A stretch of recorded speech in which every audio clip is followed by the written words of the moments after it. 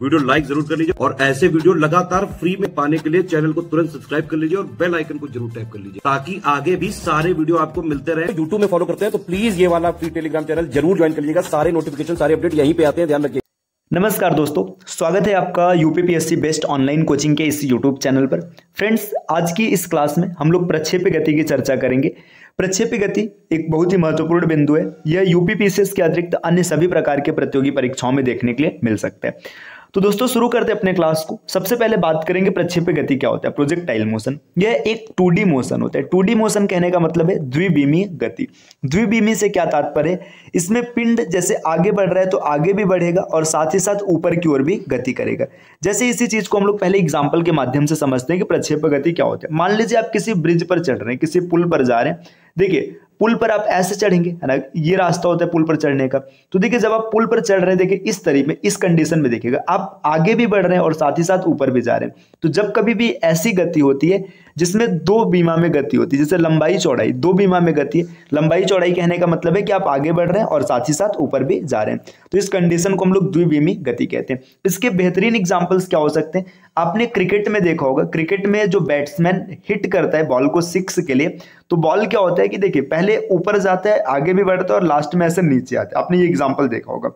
आपने किसी फुटबॉलर को देखा होगा, वो फुटबॉल को किक करता है गोल के लिए, तो फुटबॉल क्या होता है, पहले ऐसे ऊपर जाता है, फिर ऐसे लास्ट में गोल पोस्ट में आने के बाद ऐसे नीचे हो जाता है। तो ये होता है प्रोजेक्टाइल मोशन। चलिए देखते हैं इसमें क्या दिया। जब कोई वस्तु उछालने के बाद उड़ान में हो या प्रक्षेपित की गई हो तो उसे प्रक्षेप्य कहते हैं। यहाँ पे बात किया जा रहा है प्रक्षेप क्या होता है, जब किसी भी चीज को उछाला जाता है तो उसे प्रक्षेप कहते हैं। ऐसा प्रक्षेप फुटबॉल, क्रिकेट की बॉल, बेसबॉल या अन्य कोई भी वस्तु हो सकती है।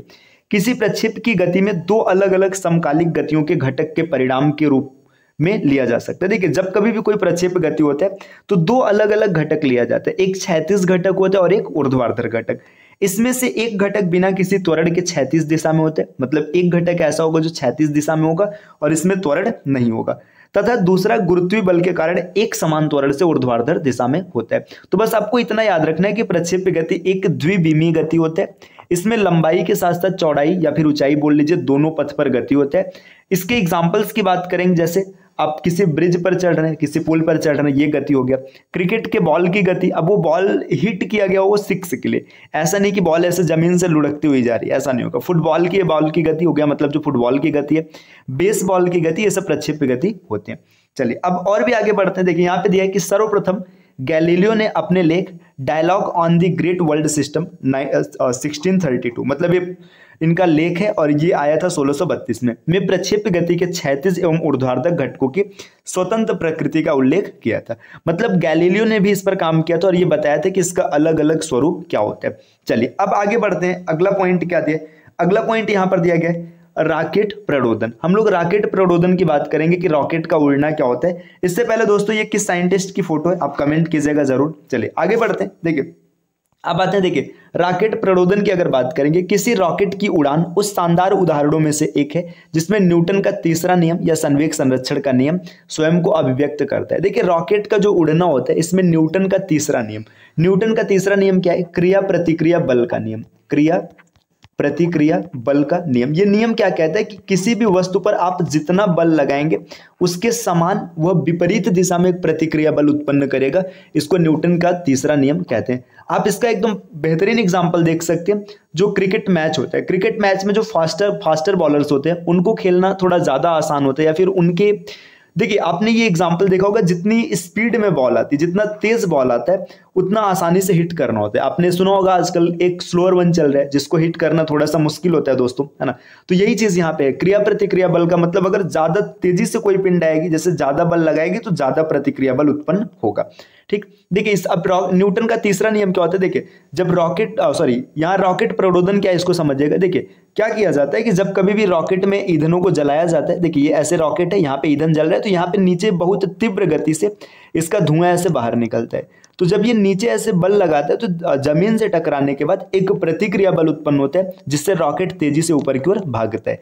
तो यही क्रिया प्रतिक्रिया बल का नियम है और रॉकेट का प्रणोदन भी आपको समझ में आ गया। देखिए इसमें ईंधन की दहन से पैदा हुई गैसें बाहर निकलती हैं, यही पॉइंट यहाँ पर समझाया गया, और इसकी प्रतिक्रिया रॉकेट को ढकेलती है, मतलब रॉकेट को ऊपर भेजती है। रॉकेट के लिहाज से रॉकेट से निकलने वाली गैसें लगभग स्थायी वेग से गति करती हैं। यदि दहन के दौरान गैस के निकलने की दर स्थायी हो तो संवेग परिवर्तन की दर भी स्थायी होगी। मतलब अगर जो गैस निकल रहा है वो स्थायी हो जाएगा तो संवेग परिवर्तन भी स्थायी हो जाएगा। यहाँ पर थोड़ी सी चर्चा कर लेते हैं संवेग की। एक नया टर्म आपको बार बार सुनने के लिए मिल रहा है, संवेग। जो संवेग होता है, संवेग का सीधा सीधा फार्मूला याद रखिएगा, संवेग बराबर द्रव्यमान गुणे वेग। ये संवेग का फार्मूला होता है। अब एक चीज ध्यान दीजिएगा, संवेग देखिए जो वेग है, वेग एक सदिश राशि आपने पीछे पढ़ रखा है, तो संवेग भी क्या हो जाएगा, संवेग भी सदिश राशि हो जाएगा। अगर संवेग के मात्रक की बात किया जाएगा तो द्रव्यमान का मात्रक क्या होता है, किग्रा, और वेग का मात्रक क्या है, मीटर प्रति सेकंड। तो संवेग का भी मात्रक हो जाएगा किग्रा मीटर प्रति सेकंड। और इसके विमा की अगर बात करेंगे तो एम एल टी इनवर्स, ये इसका विमा हो जाएगा। तो संवेग से जुड़ी जितनी चीजें थी आपको अच्छे से यहाँ पर समझ में आ चुकी है। चलिए अब बात करते हैं, यहाँ पे एक महान व्यक्तित्व गैलीलियो के बारे में दिया गया। अब देखो भैया, गैलीलियो गैलीली, इनको कौन नहीं जानता है ना, ये पूरी दुनिया में जाने जाते हैं, सब इनको जानते हैं, गैलीली को। अब देखिए यहाँ पे बात करेंगे ये थे किस देश के, तो ये इटली के थे, इटली के पीसा नामक शहर में। देखिए ये जरूर याद रखिएगा कि गैलीली किस देश से संबंधित थे, गैलीलियो बोलिए या गैलीली बोलिए, इनका संबंध था इटली से। इटली के पीसा नामक शहर में 1564 ईस्वी में जन्मे गैलीलियो गैलीली लगभग 4 शताब्दी पूर्व यूरोप में हुई वैज्ञानिक क्रांति के सूत्रधार थे। मतलब यूरोप में जो वैज्ञानिक क्रांति हुई थी उसके सबसे प्रमुख सूत्रधार कौन थे, ये गैलीली जी थे। उन्होंने त्वरण की संकल्पना की, मतलब इन्होंने त्वरण के बारे में बताया। पिंडों की आनत समतल पर गति अथवा मुक्त रूप से गिरते पिंडों की गतियों के प्रयोगों द्वारा उन्होंने अरस्तु की धारणा कि किसी पिंड को गतिमान बनाए रखने के लिए किसी बल की आवश्यकता होती है। देखिए अरस्तु ने क्या कहा था कि किसी पिंड को गतिमान बनाए रखने के लिए आपको बाहर से बल लगाने की आवश्यकता पड़ेगी, तथा भारी पिंड हल्के पिंड की तुलना में गुरुत्व बल के प्रभाव में अतिबतर गति करते हैं का खंडन किया। देखिए यहाँ पे इस लाइन को समझिएगा, अरस्तु है ना, अरस्तु जिन्हें की फादर ऑफ साइंस कहा जाता है ना, अरस्तु ने क्या कॉन्सेप्ट दिया था, अरस्तु ने ये कॉन्सेप्ट दिया था कि अगर कभी भी कोई पिंड है, अगर पिंड में बाह्य बल लगाएंगे है ना, तभी वो लगातार गति करेगा, अन्यथा गति नहीं करेगा। पहला कॉन्सेप्ट इन्होंने ये दिया था। और साथ में ये दिया था कि अगर एक भारी पिंड है और एक हल्का पिंड है, दोनों को गुरुत्व के अधीन स्वतंत्र रूप से छोड़ा जाए तो भारी पिंड तेजी से गति करेगा। जबकि आज प्रमाणित हो चुका है कि किसी भी पिंड पर जो बाह्य बल होता है ना, वो कि वेग को निश्चित बनाए रखने के लिए स्थायी नहीं होता है। आपने जड़त्व की संकल्पना पढ़ा है, आगे विस्तार से पढ़ेंगे। और यह भी प्रमाणित हो चुका है कि अगर दो अलग अलग पिंडों के वेग को स्वतंत्र रूप से गुरुत्व के अधीन गति कराएंगे तो दोनों का वेग समान होगा। तो देखिए यहाँ पे इसका खंडन किसने किया था, गैलीली ने किया था। देखिए इस प्रकार उन्होंने जड़त्व के नियम की खोज की, है ना। देखिए जड़त्व के नियम की खोज की जो आइजक न्यूटन के युगांतरीय कार्य का आरंभ बिंदु था। मतलब इन्होंने जड़त्व के नियम की खोज की और न्यूटन ने यहीं से काम करना चालू किया। चलिए और आगे बढ़ते हैं। देखिए गैलीलियो के खगोलिकी के क्षेत्र में आविष्कार भी उतने ही क्रांतिकारी थे। 1609 ईस्वी में उन्होंने अपना दूरदर्शी, जिसकी खोज पहले हॉलैंड में हो चुकी थी, इसको स्वयं बनाया था। मतलब गैलीलियो गैलीली ने ये जो दूरदर्शी इसको इन्होंने खुद से बनाया था, है ना। और इसका उपयोग करके उन्होंने अपने कई चौंकाने वाले प्रेक्षणों, जैसे चंद्रमा के पृष्ठ पर पर्वत तथा गर्त, मतलब चंद्रमा के पृष्ठ पर पहाड़ भी है, मतलब चंद्रमा पर पहाड़ भी है, गड्ढे भी हैं, ये गैलीलियो गैलीली ने अपने दूरदर्शी से देखा। सूर्य पर काले धब्बे, देखिए सूर्य पर काले धब्बे बृहस्पति के उपग्रह तथा शुक्र की कलाओं के लिए किया। मतलब इन्होंने अपने दूरदर्शी से इन सब चीजों की खोज की। आगे क्या है, उन्होंने यह निष्कर्ष निकाला कि आकाश गंगा अपनी ज्योति नंगी आंखों से न दिखाई दे सकने वाले असंख्य तारों से प्राप्त करती है। मतलब आकाश गंगा को प्रकाश कहां से मिलता है, तो आकाश गंगा को प्रकाश मिलता है तारों से। अपने वैज्ञानिक तर्क की अति उत्तम रचना, देखिए यहाँ पे इन्होंने ये एक लेख लिखा है, dialogue on to the chief world system, है ना, में गैलीलियो ने कॉपरनिकस द्वारा प्रस्तावित सौर परिवार के सूर्य केंद्रित सिद्धांत का समर्थन किया। मतलब जो कॉपरनिकस ने सिद्धांत दिया था सूर्य केंद्रीय सिद्धांत, इसका समर्थन गैलीलियो ने किया है। और अंततः इसी सिद्धांत को सार्वजनिक मान्यता भी प्राप्त हुई और लास्ट में इसी को सार्वजनिक मान्यता भी मिली है। गैलीलियो के साथ ही वैज्ञानिक जांच की विधि में एक मोड़ आया। अब विज्ञान मात्र प्रकृति का प्रेक्षण तथा उन प्रेक्षणों के आधार पर तार्किक अनुमान लगाना ही नहीं रह गया था। अब विज्ञान से तात्पर्य नई नई युक्तियां बनाकर प्रयोगों द्वारा सिद्धांतों को प्रतिपादित और तिरस्कृत करना बन गया था। विज्ञान का अर्थ भौतिक राशियों की माप और उनके बीच गणितीय संबंधों की खोज बन गया था।